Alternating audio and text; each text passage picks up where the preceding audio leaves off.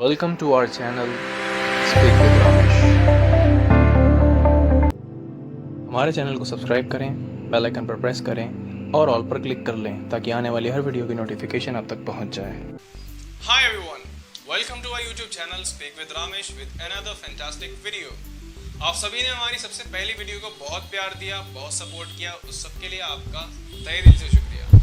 So now from this video we are going to start your English speaking class from the day first। अब हम इस video से आपकी English speaking की class सबसे पहले दिन से शुरू करने जा रहे हैं, यानी आप इंग्लिश बोलने की शुरुआत कैसे करें, कहां से करें, सब कुछ हम इस वीडियो में बताने वाले हैं। और ये सभी लोगों के लिए है, बिगिनर्स के लिए है, जाहिर सी बात है। जो लोग शुरुआत करना चाहते हैं इंग्लिश बोलना सीखने के लिए, ये उनके लिए बहुत अच्छी वीडियो होने वाली है। इस वीडियो को एंड तक देखिएगा, सबको शेयर कीजिएगा। जो भी इंग्लिश बोलना सीखना चाहता है आसान तरीके से। शुरुआत करने से पहले कुछ बातें हैं जो आपको जानना बहुत ज़रूरी है, तो चलिए जानते हैं वो क्या बातें हैं। देखिए अभी मैं आपके साथ क्या कर रहा हूँ, मैं आपसे बातें कर रहा हूँ, है ना।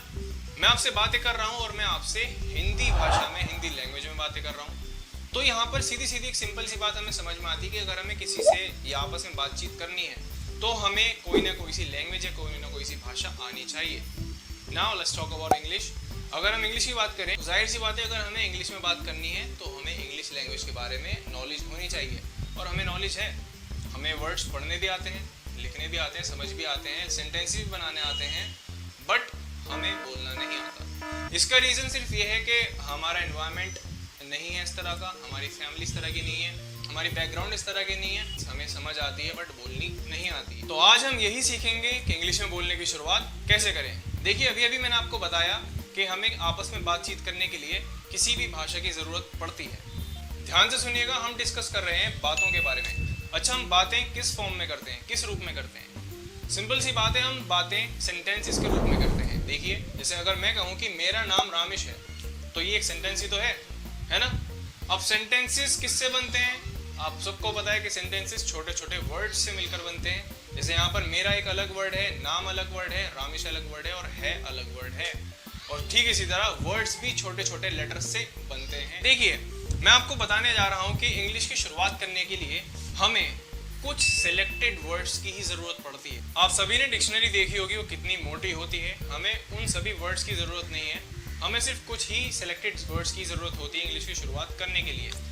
अब देखिए मज़े की बात यह है कि आपको इन वर्ड्स में से तकरीबन 90% वर्ड्स आते हैं। जी हाँ, आपको 90% वर्ड्स के बारे में पहले ही पता है। और अब मैं आपको बताता हूँ, चलिए वो वर्ड्स कौन से हैं। आपको आई का मतलब पता है, मैं, यू का मतलब पता है, तुम, वी का मतलब पता है, हम, देखिए आते हैं। चलिए कुछ और वर्ड्स लेते हैं।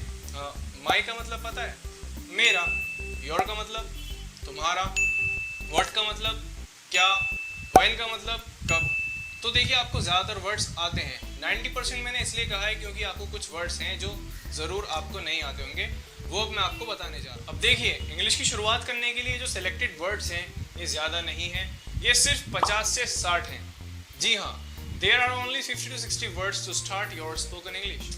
अब देखिए हमने क्या करा, हमने इन सेलेक्टेड वर्ड्स को आसानी से समझने के लिए 5 कैटेगरीज में बांट दिया। चलिए देखते हैं भाई ये 5 कैटेगरीज कौन सी हैं। सबसे पहली कैटेगरी का नाम है आपकी सब्जेक्ट, या the very first category subject. अब इस सब्जेक्ट नाम की कैटेगरी में कुछ वर्ड्स हैं जिनका हिंदी में अपना कुछ मतलब होता है। चलिए जानते हैं वो वर्ड्स कौन कौन से हैं। सब्जेक्ट नाम की इस पहली कैटेगरी में आते हैं I, you, we, they, he, she, it and name. अब आप जल्दी से इनको उतार लीजिए या इनका स्क्रीनशॉट ले लीजिए। अब यहाँ पर एक सवाल और आता है कि ये सब्जेक्ट का मतलब होता क्या है। देखिए मैं छोटा सा आपको शॉर्ट फॉर्म में बता देता हूँ। सब्जेक्ट वो होता है जो किसी भी सेंटेंस की शुरुआत में किसी भी इंसान या किसी भी चीज़ के बारे में बताया जाता है। फर्स्ट पर्सन या फर्स्ट चीज़ जो किसी भी सेंटेंस की शुरुआत में आती है, बस यही सब्जेक्ट होता है। Now let's move on to the second category which is object. अब ये ऑब्जेक्ट इसी सब्जेक्ट वर्ड्स का, इन्हीं सब्जेक्ट वर्ड्स का एक दूसरा वर्जन कह सकते हैं। ऑब्जेक्ट का मतलब होता है उसी सेंटेंस में, किसी भी सेंटेंस में जब पहले इंसान के अलावा किसी दूसरे इंसान या किसी दूसरी चीज़ के बारे में बात हो रही हो, या दूसरे किसी इंसान या दूसरी चीज़ पर काम हो रहा हो, उसको हम ऑब्जेक्ट बोलते हैं। समझ गए, ये बीच में आएगा, सब्जेक्ट शुरुआत में आता है, बिल्कुल स्टार्टिंग में। Okay now let's go to third category which is possession. Now what is the meaning of possession? See, possession का मतलब होता है हक जताना। अगर किसी भी चीज पर, हमारे आसपास जितनी भी चीजें मौजूद हैं, इनमें से किसी भी चीज पर मेरा, आपका, इसका, उसका, सामने में जितने भी लोग हैं, किसी का भी अगर हक जताता हुआ महसूस होए तो वो सभी पोजेशन वर्ड्स होते हैं। जैसे मैं कह रहा हूँ कि ये मेरी कुर्सी है, ये मेरी बाइक है, ये उसका घर है, ये रामिश की पेंसिल है, ये सुहेल का स्कूटर है। तो इस कैटेगरी में जो वर्ड्स आते हैं वो कुछ इस तरह हैं। जैसे आपने भी देखा कि सब्जेक्ट में आई होता है, ऑब्जेक्ट में वही मी बन जाता है, पोजेशन में इसका बन जाता है माई एंड माइन। तो ठीक इसी तरह यू सब्जेक्ट में होता है और यू ही ऑब्जेक्ट में ही होता है, बट इसका पोजेशन में बन जाता है योर, योर्स। ठीक इसी तरह थर्ड आता है आपका आर, आर्स। फोर्थ होता है आपका देयर, देयर्स।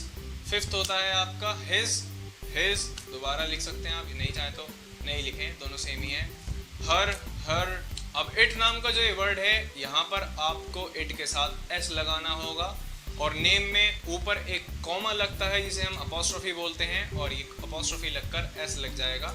ठीक है, ऐसे मान लीजिए किसी का नाम है सलमान, तो मैं कहूँ ये सलमान की बाइक है, तो हम सलमान्स बाइक बोलेंगे, इसका मतलब होता है सलमान की बाइक। तो चलिए अब बात करते हैं हमारी फोर्थ कैटेगरी की, विच इज क्वेश्चन वर्ड्स। जी हाँ, सवाल वाले शब्द। नाम से पता चल रहा है कि जिन शब्दों से सवाल पूछा जाए वो क्वेश्चन वर्ड्स कहलाते हैं। यहाँ पर बहुत सारे क्वेश्चन वर्ड्स हैं, जैसे what, why, when, where, which, whom, whose, how, how many, how much, how often, how long, how far. तो यहाँ भी इन सभी वर्ड्स का कुछ ना कुछ मतलब होगा। यहाँ थोड़े वर्ड्स ज़्यादा हैं, आप देख सकते हैं इन सभी का ये मतलब है। जल्दी से आप इनको उतार लें या स्क्रीनशॉट ले लें। Now it is the time to talk about the fifth category, which is the most important category to start your spoken English. ये पांचवी कैटेगरी आपकी इंग्लिश स्पीकिंग की शुरुआत करने के लिए सबसे ज़्यादा ज़रूरी होती है। Without this you cannot make even a single sentence. इसके बिना आप एक सिंगल सेंटेंस भी नहीं बना सकते, क्योंकि सारी की सारी जो इंग्लिश है वो इसी पर बेस्ड है। ठीक है, अब ये कौन सी कैटेगरी है? This is verb. आप में से ज़्यादातर लोग इस वर्ब नाम की कैटेगरी के बारे में ज़रूर जानते होंगे, कुछ नहीं जानते हैं। देखिए, अगर मैं एकेडमिक लेवल पे बात करूं तो स्कूल के लेवल पर इस वर्ब का एक बहुत बड़ा पार्ट है जिसको हमें डिस्कस नहीं करना है, हमें सिर्फ इंग्लिश स्पीकिंग पर फोकस करना है। तो इंग्लिश स्पीकिंग की शुरुआत करने के लिए अगर मैं बात करूं तो इसको हमने मेनली दो पार्ट्स में डिवाइड किया है। पहला आपका main verb, second one is helping verb. अब सवाल उठता है कि मेन वर्ब और हेल्पिंग वर्ब क्या होते हैं।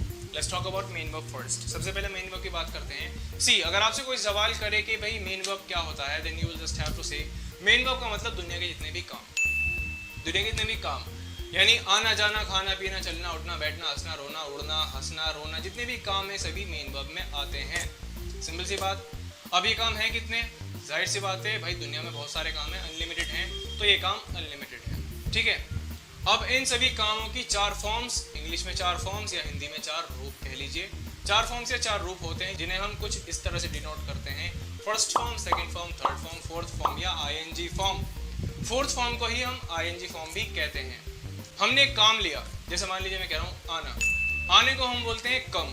ठीक है, तो फर्स्ट फॉर्म हो जाएगी कम, सेकेंड फॉर्म कम की होती है केम, थर्ड फॉर्म होती है वापस से कम, और फोर्थ फॉर्म यानी आईएनजी फॉर्म, हर वर्ड में आईएनजी लगा देंगे, यानी हर काम में आईएनजी लगा देंगे तो वो हो जाएगा कमिंग। एक और एग्जांपल ले लेते हैं। मैंने कहा जाना, जाने को बोलते हैं हम गो, यानी फर्स्ट फॉर्म गो हो जाएगी, और गो की सेकेंड फॉर्म होती है वेंट, थर्ड फॉर्म हो जाती है गॉन, और फोर्थ फॉर्म में आईएनजी लगा देना तो गोइंग हो जाएगा।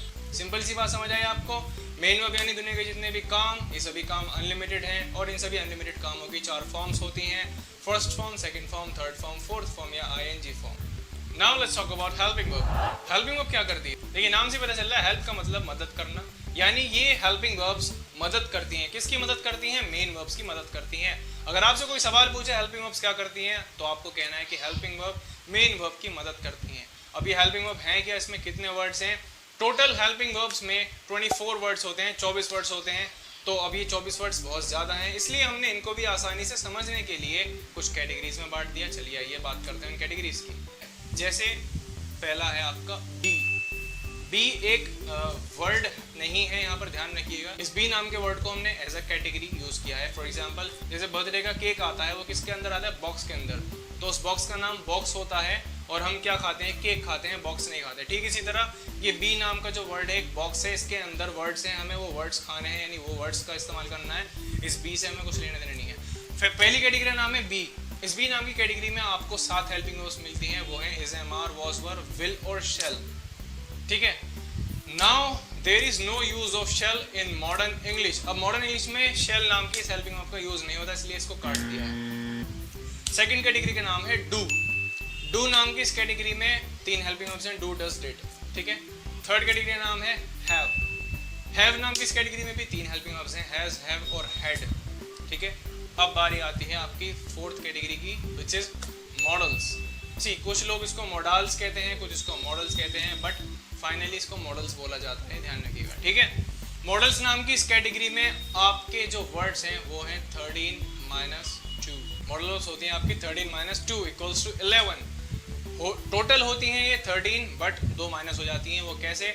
ऊपर की तरफ अगर आप देखेंगे तो सबसे पहली कैटेगरी में बी में आपको लास्ट में विल और शेल नाम की 2 हेल्पिंग वर्ब्स दिखती हैं। यही 2 हेल्पिंग वर्ब्स आपकी मॉडल वर्ब्स में भी आती हैं, तो इसलिए जब हमने उनको ऊपर काउंट कर लिया है तो नीचे क्यों करें। तो जब आप इन सबको टोटल करेंगे तो ये टोटल कितनी बैठेंगी? 24, 24। आई होप आप सबको यहाँ तक अच्छी तरह से समझ आ गया होगा। अब जल्दी से आप इन सब का स्क्रीनशॉट ले लें या इनको उतार लें, जैसा आपको ठीक लगे। तो अब आगे बढ़ते हैं। देखिए, इन मेन वर्ब्स और हेल्पिंग वर्ब्स का इस्तेमाल करने के लिए इनका यूज समझने के लिए 4 चैप्टर्स बनाए गए हैं, जिनका नाम है indefinite, continuous, perfect and perfect continuous. आपने ज़रूर इनके बारे में सुना होगा, जिन्होंने नहीं सुना कोई बात नहीं, मैं बता देता हूँ। ये चारों आपके चैप्टर्स हैं जिनमें आप इन मेन वर्ब्स और हेल्पिंग वर्ब्स का यूज़ करेंगे।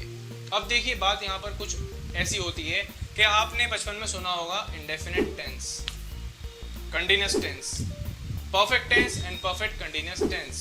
ये टेंस नाम का वर्ड ज़रूर सुना होगा आपने, बट एक्चुअली इनके साथ ये टेंस नाम का वर्ड लगाना टोटली गलत है। ये टेंस नहीं होते हैं, ये होते हैं एक्शंस। एक्शन यानी काम, काम जो हम लोग इंसान लोग करते हैं। टेंस का मतलब आपको पता क्या होता है? देखिए, लोगों ने बहुत बड़ा अपने जहन में मिथ बना रखा है, गलतफहमी बना रखी है कि टेंस का मतलब होता है सेंटेंस। वो सेंटेंस को शॉर्ट करके टेंस बोल देते हैं, सर मुझसे टेंस नहीं बन रहा है, सर ये टेंस बता दीजिए। बट एक्चुअली वो ध्यान नहीं देते हैं, टेंस नहीं, ये टेंस अलग होता है और वो अलग है। सेंटेंस अलग है, टेंस अलग है। टेंस का मतलब होता है वक्त, टेंस का मतलब होता है वक्त, और वक्त हमें ऊपर वाले ने ओवरऑल 3 तरह से दिया है, which is past, present and future. ये 3 तरह से हमारे पास वक्त है और यही टेंस कहलाता है। तो ध्यान रखिएगा, टेंस अलग है, टेंस का मतलब वक्त होता है, टेंस का मतलब सेंटेंस नहीं होता। और ये चारों जो हैं आपके indefinite, continuous, perfect, perfect continuous, ये एक्शंस कहलाते हैं, यानी indefinite action, continuous action, perfect action और परफेक्ट कंटिन्यूअस एक्शन। तो यहाँ तक आपको समझ आया?